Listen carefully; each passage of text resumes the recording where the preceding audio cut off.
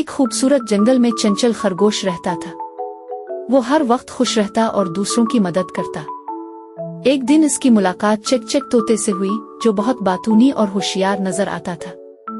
चक चक तोता हर रोज खरगोश के साथ खेलता, इसके मीठे फल खाता और खरगोश की तारीफें करता। खरगोश बहुत खुश था कि इसे एक नया दोस्त मिला है। मगर एक दिन जब खरगोश को जंगल के किनारे एक गड्ढे में गिरने से चोट लग गई, वो मदद के लिए चलाया। चक चक, मदद करो। मगर तोता वहां नहीं आया। वो किसी दूसरे दरख्त पर मजे से बैठा आम खा रहा था।